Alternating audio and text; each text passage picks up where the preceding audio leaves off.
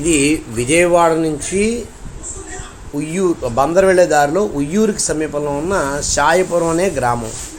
ఈ గ్రామంలో లక్ష్మీనరసింహస్వామి ఇక్కడ లక్ష్మీనరసింహస్వామి స్వయంభూగా వెలిసిన ప్రాంతం ఇది.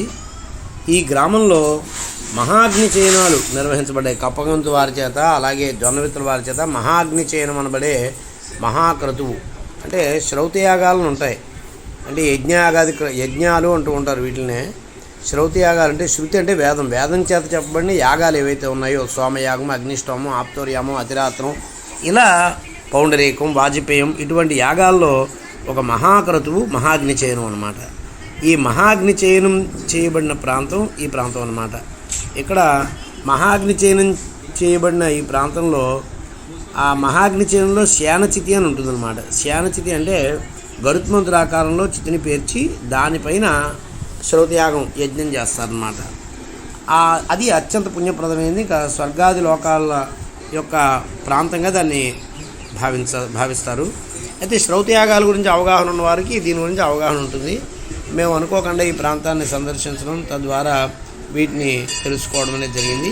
సరే, అందరికీ ఉపయోగపడతాయనే ఉద్దేశంలో వీటిని ఒకసారి ఇలా చిత్రీకరించి చూపించడం అనేది జరుగుతుంది. ఇదిగో ఇవే అన్నమాట శ్యాన చిత్రులు, గరుత్మంతురాకారంలో చిత్రులు. వీటిని గుర్తులుగా నిర్మించారు. ఇక్కడ లక్ష్మీనరసింహస్వామి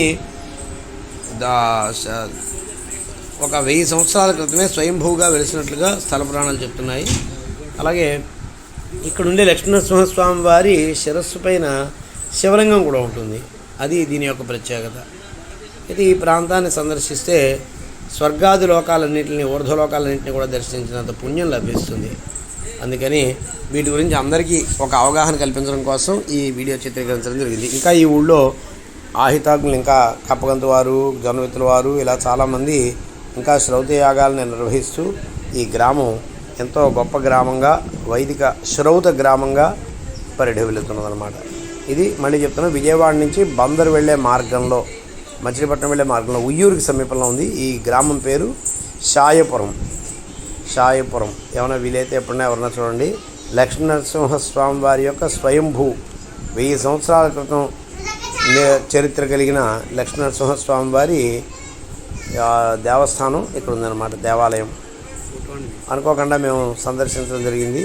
అందులో భాగంగా ఇది అందరికీ ఒక అవగాహన కల్పించడం కోసం దీనిని చిత్రీకరించడం అనేది జరిగింది.